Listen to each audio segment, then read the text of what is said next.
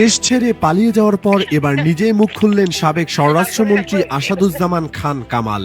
জানালেন দেশ ছেড়ে তিনি কবে পালিয়েছিলেন। সম্প্রতি ভারতীয় সংবাদ মাধ্যম ইন্ডিয়ান এক্সপ্রেসকে দেওয়া এক সাক্ষাৎকারে বিষয়টি নিয়ে বিস্তারিত কথা বলেছেন তিনি। সংবাদ মাধ্যমটিতে সাবেক স্বরাষ্ট্রমন্ত্রী আসাদুজ্জামান খান কামাল বলেন, আমি 10 বছর 6 মাস বাংলাদেশের স্বরাষ্ট্রমন্ত্রী ছিলাম। আমি এ সময়ের মধ্যে অনেক ঘটনা দেখেছি।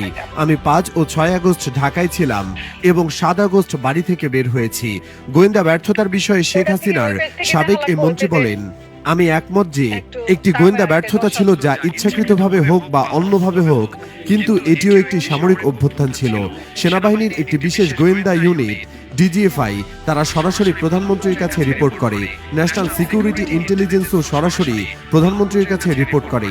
এমনকি পুলিশ গোয়েন্দা বিভাগও প্রধানমন্ত্রীর কাছে রিপোর্ট করে।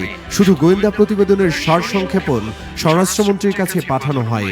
ভারত কিভাবে এই সংকটে সাহায্য করতে পারে এমন প্রশ্নে তিনি বলেন, আমি স্বাধীনতা যুদ্ধে কমান্ডার ছিলাম, তাই আমি জানি 1971 সালে ভারত বাংলাদেশের জন্য কি করেছে।